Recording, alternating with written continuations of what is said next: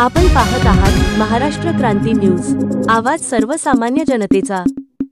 21 role है, yes role नाही ना थांबत 2 मिनिटं।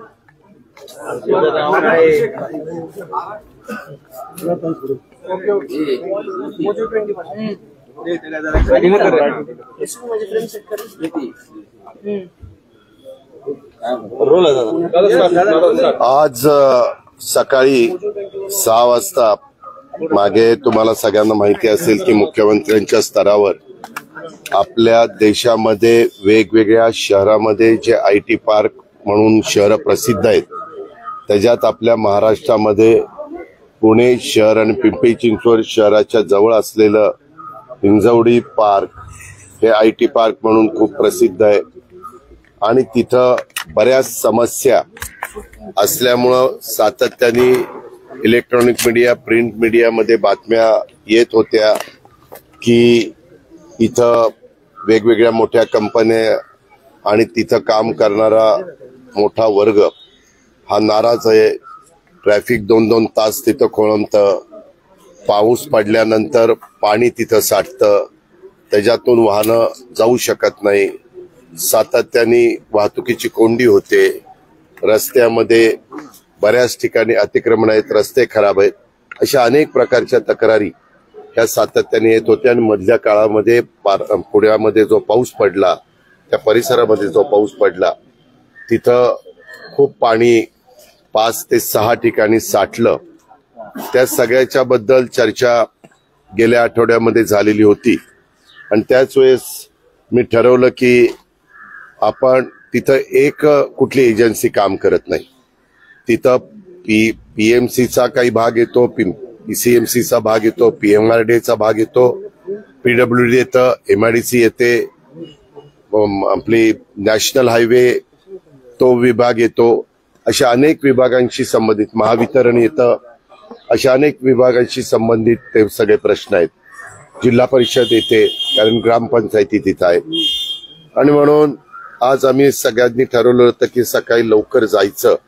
सकाळी जाण्यामागचं कारण एकच आहे, कुणाला तुम्हाला त्रास व्हावा किंवा इतरांना त्रास व्हावा हे नाही, तर सकाळी पहाटे गर्दी कमी असते, नीटपणे पाहणी करता येते, नीटपणे प्रश्न समजून घेता येतं आणि तसं बघितलं तर एक वातावरण फ्रेश असतं। म्हणून आम्ही सकाळी 6 ते 8-8:30 पर्यंत हे सगळं काम केलं आणि त्याच्यानंतर प्राधिकरणामध्ये आपल्या पीएमआरडीचं जे ऑफिस आहे तिथं जाऊन ती मीटिंग घेऊन त्याच्यातले काही निर्णय आम्ही घेतलेले आहेत।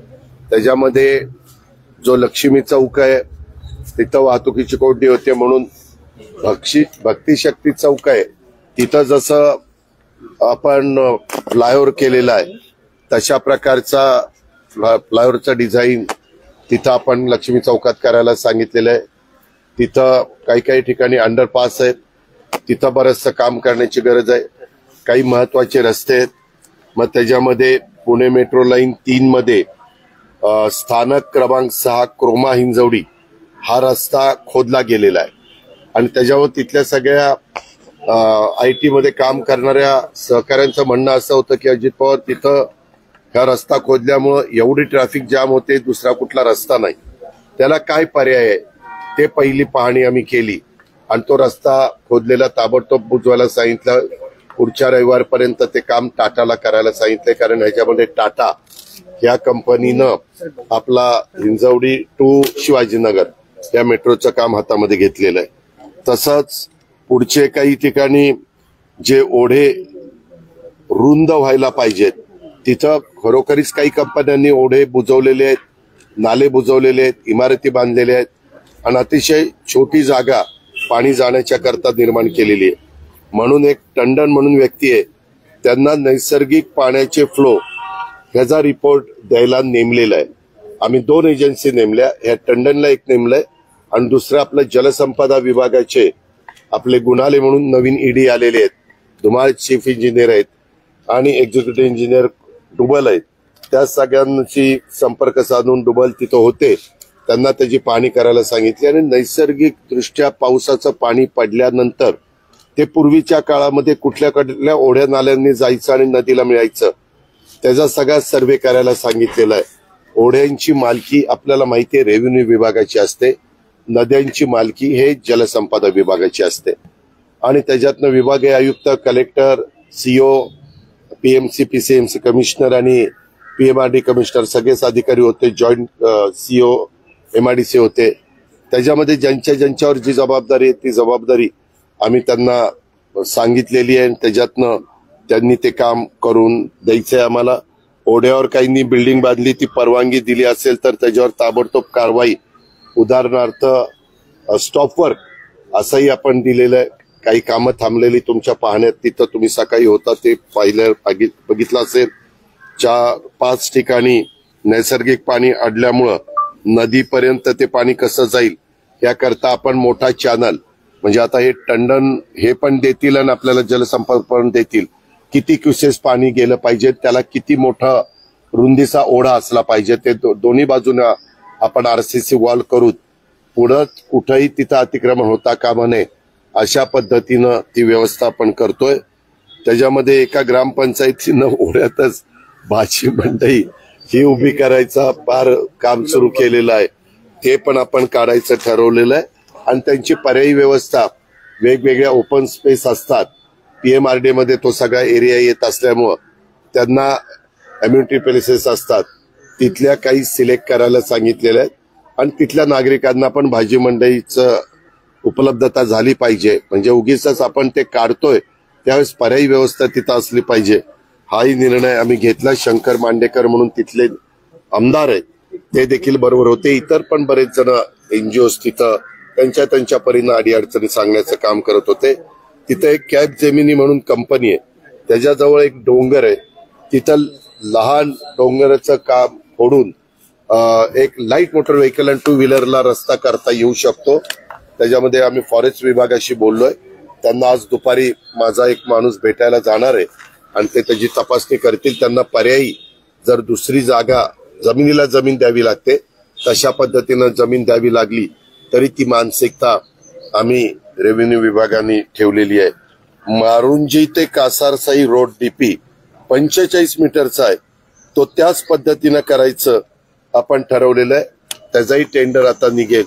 हे रोड मोठेच्या मोठे जे डीपी मध्ये आहे ते तसंच करायचं असं ठरवलंय. तिथल्या स्थानिक लोकांनी पण सांगितलं की आम्ही यामध्ये पूर्णपणे सहकार्य करायला तयार आहे. हिंजवाडी ते शिवाजी चौक येथे ग्रेड सेपरेटरच्या बद्दल मी मगाशीच सांगितलं, अनेक ठिकाणी ग्रेड सेपरेटर, तिथं जुना मुंबई पुणे बेंगलोर जो रस्ता आहे तो रस्त्याला आपण वरून एक फ्लायओव्हर करणार आहे आणि तिथनं साधारण खाली 5 लेन जायला, 5 लेन यायला, वरनं 3 लेन जायला, 3 लेन यायला असं ते करणार आहे. परंतु पहिल्यांदा त्याच्याकरता सर्व्हिस रोड रुंद मला वाटतं 12 मीटरचा दोन्ही बाजूला, ते 12-12 असं मीटरचा, त्या पद्धतीनं मला वाटतं कॉन्क्रीटचा करायचं ठरलेलं आहे.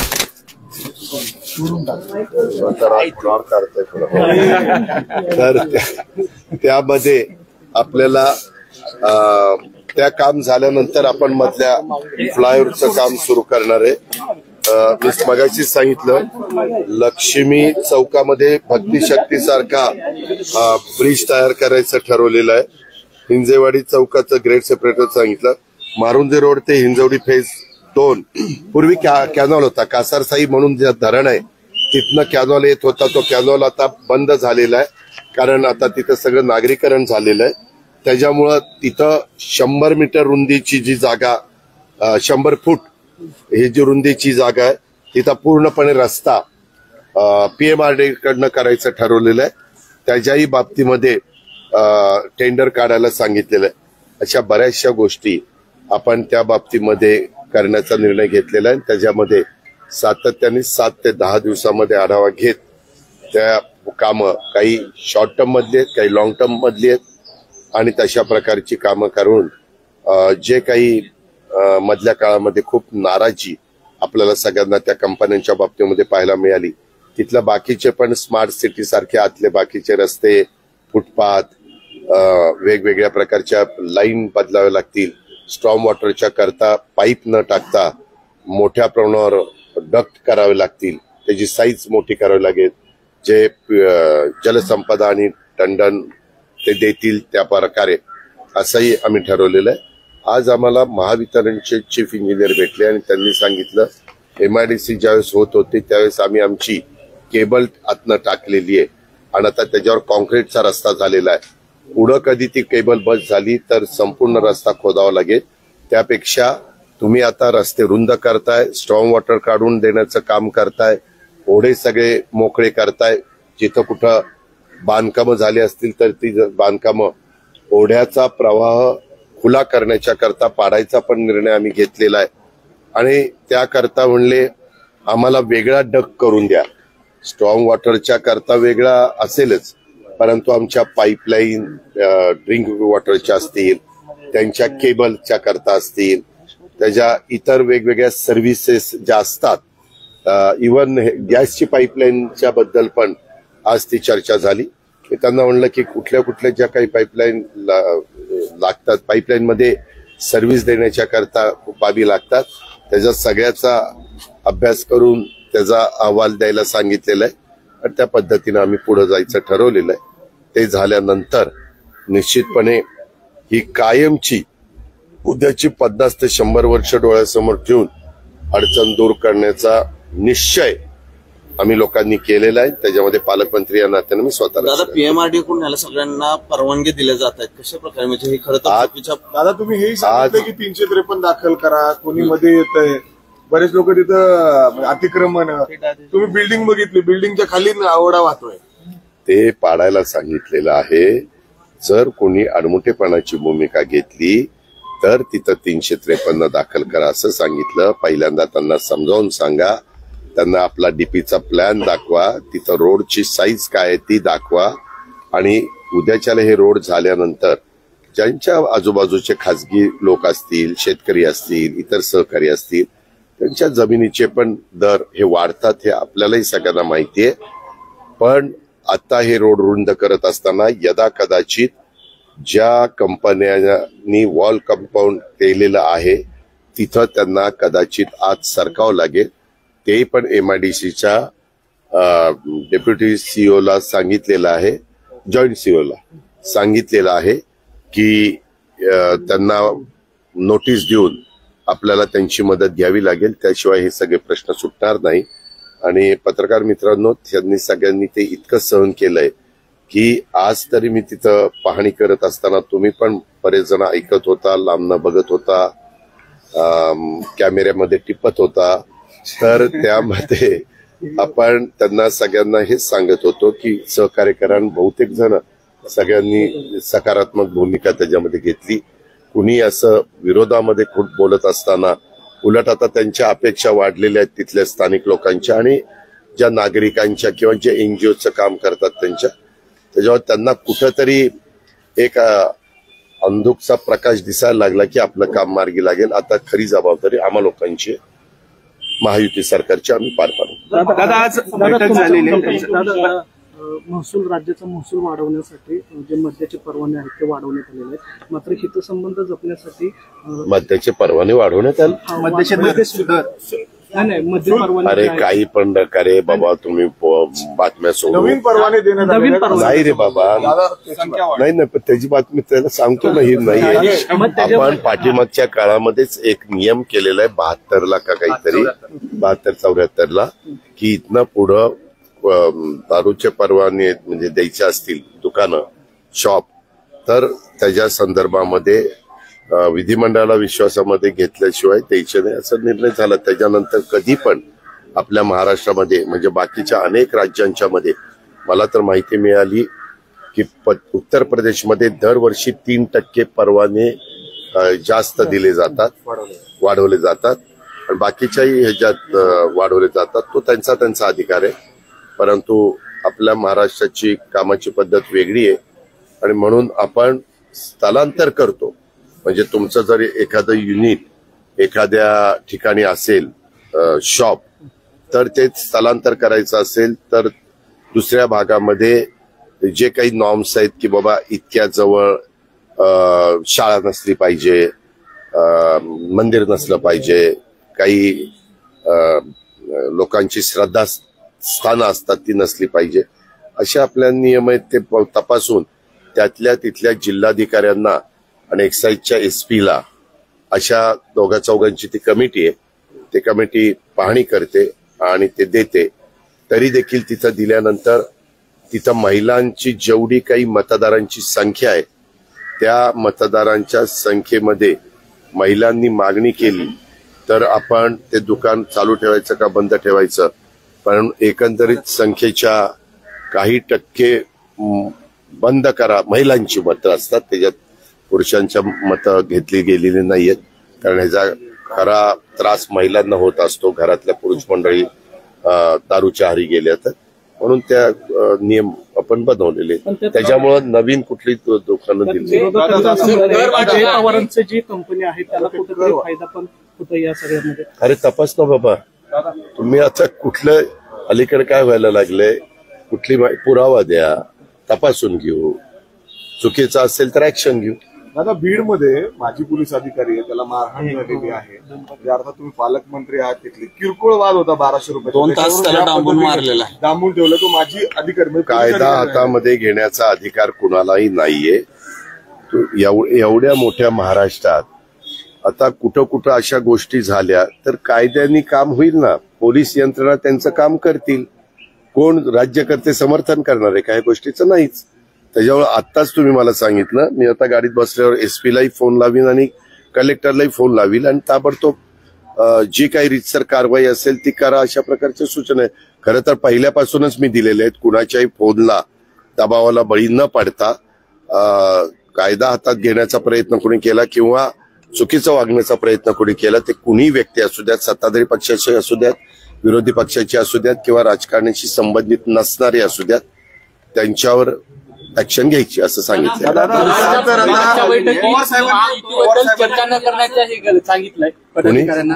आज जी बैठक झाली त्यात माहितीबद्दल एका तरी पदाधिकाऱ्याला सांगितलं असेल ना तर मी म्हणेल ते ऐकेल. काय बैठक झाली पण दोन्ही आता पिंपरी चिंचवड पुण्यात आता निवडणुका जवळ आलेल्या आहेत.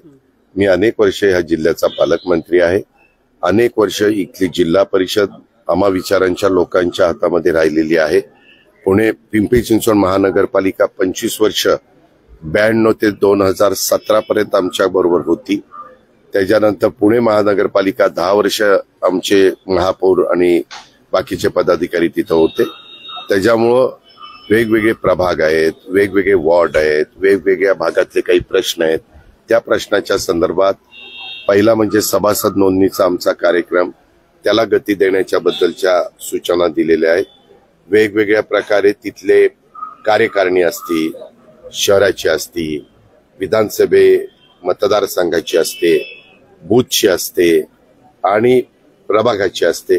त्याही कार्यकारिणीमध्ये सर्व समावेशक, सर्व जाती धर्माच्या सहकाऱ्यांना सर्वसमावेशक, ज्यांची समाजामध्ये प्रतिमा चांगली आहे अशा लोकांना तिथं आपण पदाधिकारी नेमा. 15 ऑगस्ट पर्यंत त्यांना मुदत दिलेली आहे आणि वेगवेगळ्या प्रकारचे काही प्रश्न आहेत त्याच्याबद्दलचा सोबळावरच लढण्याचा काही आहे. यामध्ये मागेच आमच्या वेगवेगळ्या तिन्ही पक्षाच्या प्रमुखांनी जाहीर केलेलं आहे.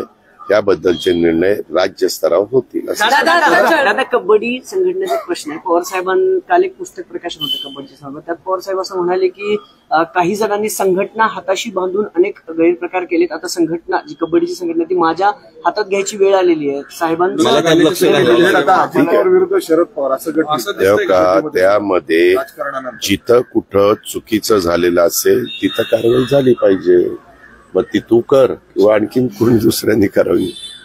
दादा, जळगावमध्ये पूर्णा नदी पात्राच्या इथे शेतकरी आंदोलन करतायत. जळगाव मधल्या पूर्णा नदी पात्राच्या इथे शेतकरी आंदोलन करतायत.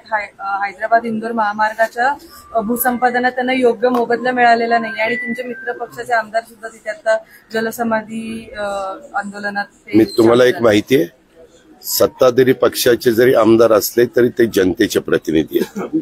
त्या भागातल्या जनतेचे काही प्रश्न असले तर लोकशाही मार्गाने, अहिंसेच्या मार्गाने जो अधिकार त्यांना दिलेला आहे त्या अधिकाराचा ते वापर करू शकतात. नंबर 1, देशात जम्मू काश्मीर पासून कन्याकुमारी पर्यंत खूप मोठ्या प्रमाणावर नॅशनल हायवेची कामं चाललेली आहेत आणि ही कामं चाललेली असताना आता त्याला मोबदला फार चांगला पूर्वीच्या तुलनेमध्ये दिला जातो, हे पण पत्रकार मित्रांनो आपल्याला माहिती आहे. आपण तर समृद्धी महामार्ग करत असताना त्यावेळेस देवेंद्रजींनी, ते मुख्यमंत्री होते, माझ्या माहितीप्रमाणे 4 पट रक्कम आपण देतो, त्याच्यावेळी विशेष बाब म्हणून 5 पट रक्कम दिली. त्यावेळेस सगळा विरोध मावळला आणि लोकांनी त्या जमिनी त्यांना दिलेले आपण पाहिलं. आताचा प्रश्न काही असेल, काय होत आहे त्याच्यामध्ये शहरी भागामध्ये येणाऱ्या रोड करण्याकरता घ्याव्या लागणाऱ्या जमिनी आणि शहराच्या बाहेरच्या जमिनी त्याच्यामध्ये थोडासा दरामध्ये फरक पडतो आणि मग तिथं बांधच असतो आणि तो म्हणतो त्याला तितकं येऊन मिळतं आणि मला इतकं मिळत नाही, असा प्रश्न शेतकरी वर्गामध्ये निर्माण होतो. शेवटी चर्चेच्या माध्यमातून हा प्रश्न सोडवता येतो. आज रविवार आहे, आज अधिकारी तिथं सुट्टीवर असतील, परंतु तरी प्रशासनाचे काही जणांना सूचना दिल्या जातील आणि त्याच्यातनं समोपचारांनी मार्ग दादा, बारामती लोकसभा मतदारसंघावर भाजपने मोठ्या प्रमाणात पक्ष प्रवेश केले. आता संजय जगताप पण प्रवेश करतायत, संग्राम थोपटेने प्रवेश केला, किंवा इंदापूरमध्ये पण सगळं जिल्हा परिषद स्थानिक स्वराज्य संस्थेच्या माध्यमातून प्रत्येकाला आपापल्या पक्ष वाढवण्याचा अधिकार आहे आणि प्रत्येकाला व्यक्तीला संविधानाने आणि डॉक्टर बाबासाहेब आंबेडकरच्या घटनेने त्यांनी कुठं जावं आणि कुठल्या पक्षात प्रवेश करावा हा त्याचा स्वतःचा मत आहे. त्या पद्धतीने स्थानिक स्वराज्य संस्थेत हे सगळे एकत्र लढतील असं तुमच्यासोबत. त्यामध्ये मतदार मतदान करणार आहे, पण दादा पुढारी मतदान करत नाही. पुढारी आपली भूमिका मांडण्याचं काम करतात नेते गट. जनतेला शेवटी ज्याच्यावर विश्वास आहे जनता त्याच्या पाठीशी. तुमच्याकडे संजय राऊतांनी टीका केली की काही मंत्र्यांचे नातेवाईकांकडे देखील हे परवाने आहेत किंबहुना त्यांना ट्रान्सफर केले जात आहेत. बुमरेंचं देखील वहिनीच्या नावाने 24 तासात ते ट्रान्सफर झाले जातात. अरे बाबा, एवढी फास्ट प्रोसेस त्यामध्ये कधी झालंय? संजय राऊत म्हणतात आत्ताच झालं, गेल्या आठवड्यात. एका दिवसात मुंबईचा ट्रान्सफर करून गावाला घेतलं. एक मिनिट, एका दिवसात होणारच नाही. मी सांगतो ना होणार नाही, मी सांगतो ना होणार नाही. कारण फायनल सही माझी असते एक्साईज मिनिस्टर म्हणून. मी मिनिस्टर झाल्यापासून त्याच्या आधी मला वाटतं 100 देसाईची सही होती. त्याच्यामुळे मी काही एवढा अगदी ह्या असल्या कामाच्या बाबतीत तत्परता दाखवीन. दुसऱ्या कुठल्या अडचणी जनतेला होत असतील त्याच्यात जरूर मी माझं सर्वस्व पणाला लावीन. पण आपण पण मला ओळखता, मी इतकी तत्परता दाखवणार नाही. तरी पण तुम्ही प्रश्न उपस्थित केलेला आहे. मी सोमवारी गेल्यानंतर एक्साईज कमिशनर, पूर्वी आपलेच जिल्हाधिकारी होते राजेश देशमुख, तेच तेव्हा का 2023ची घटना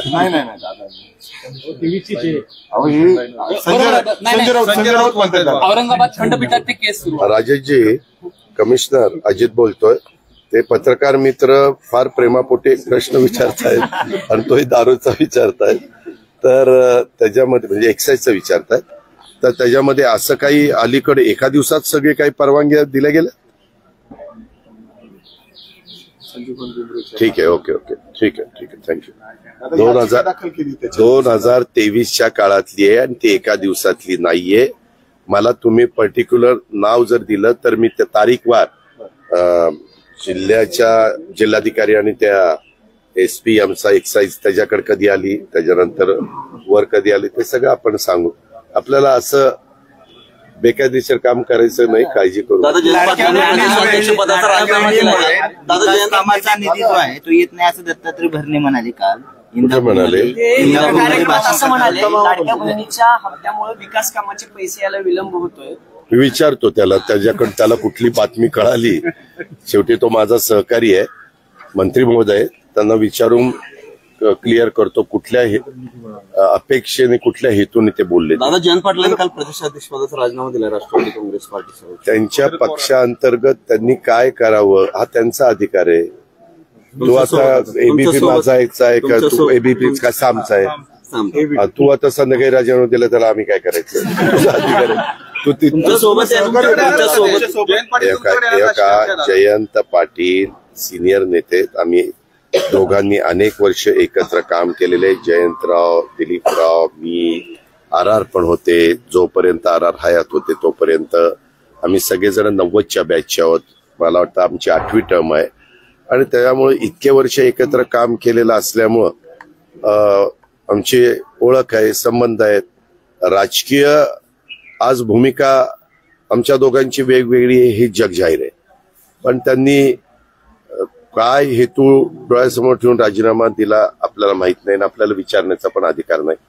पण कधी पुढच्या आठवड्यात जर भेटले तर सहज जयंतराव काही आपल्या म्हणजे राजीनामा दिला त्याच्या मागचं कारण काय नाही. बरेच वर्ष झाले, मला वाटतं जयंतराव 6 का 7 वर्ष झाले. त्याच्यामुळे त्यांनी काही मनात ठरवलं असेल आता नव्यानं संधी द्यायची आणि राष्ट्रीय पातळीवर काम करायचं असं काहीतरी ठरवलं असेल. माझ्याकडं याबद्दलची काही चर्चा झालेली नाही. बारामती अॅग्रोच्या माध्यमातून रोहित पवार यांनी घोटाळा केला असं त्यांच्यावरती आरोप होते. मला या सगळ्या गोष्टी माहिती नसतात. मी जरूर राज्याचा उपमुख्यमंत्री आहे, परंतु मला प्रत्येक गोष्ट माहिती नसते. यशवंतराव चव्हाण नाट्यगृहात ना सावरकरांचे लिखित एक नाटक होतं. त्या नाटकाला सत्तेकी सावरकरांनी त्याचं आयोजन केलं होतं. त्या नाटकात वंचितनं मोठा राडा घातला. तुमच्या कानावर आला असेल कोथरूड पोलीस स्टेशन अंडर. त्यांचं म्हणणं आहे की सावरकरांनी जे नाटक लिहिलं त्याला मोडतोड करून बुद्धांना चुकीचं दाखवलं गेले, बुद्धांचे संवाद चुकीचे दाखवले गेलेत, बुद्धांना हातात तलवार घेऊन त्या नाटकात दाखवले गेले. मला याबद्दलची माहिती नाही. वंचितांनी जर आंदोलन केलं असेल तर त्या कुठल्या नेत्यांनी केलं त्याला मी विचारीन की नक्की अशा पद्धतीनं आपण करण्यामागचा हेतू काय, कारण काय हे मी विचारीन. अहमदाबाद प्लेन क्रैश का जो प्राथमिक रिपोर्ट कल आया है अपने महाराष्ट्र के लिए कई विक्टिम्स हैं उसमें. अरे आली तारखा आले बघा बघा आपलं काम कसं जातं. 4/12/23 स्थलांतराचा अर्ज आला. 7/12 त्याच्यावर काही छाननी वगैरे झाली. त्याच्यानंतर 8/12 ते चौकशी करण्यात आली. 11/12 पुन्हा ती चौकशी करून त्याचा अहवाल प्राप्त झाला. नंतर पुन्हा ग्रामसभा ठराव ना हरकत वगैरे ते सगळं देण्यात आलं. त्याच्यानंतर 19/12 सदरचं प्रकरण जिल्हाधिकारी संभाजीनगर यांच्या मान्यतेनं हे मुंबई उपनगर कार्यालयात सादर करण्यात आलं. 4/12 आणि 19/12 म्हणजे 15 दिवस. नंतर 11 जानेवारीला 24 मध्ये सदर प्रस्तावाला मान्यता मिळाली. 15/1 आयुक्त यांनी स्थलांतराची पुढील कारवाई करण्याच्या करता अधीक्षक मुंबई उपनगर यांना कळवलं आणि 16 तारखेला स्थलांतराला मंजुरी मिळाली जानेवारीला.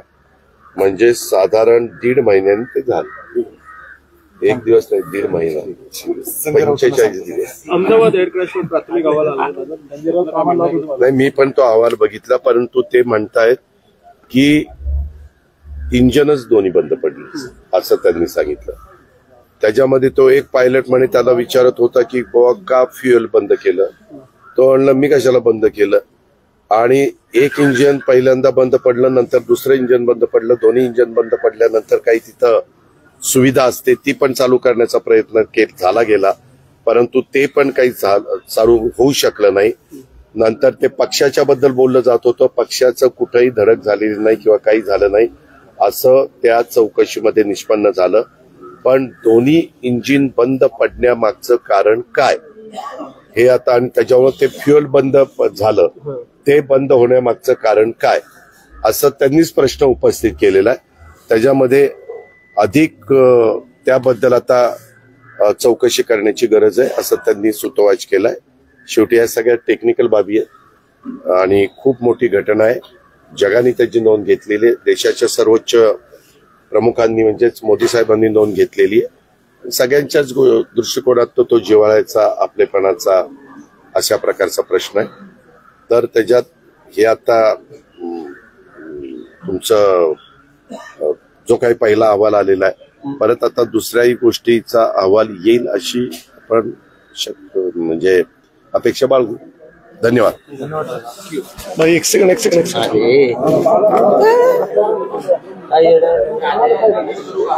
हा कर ना भाई.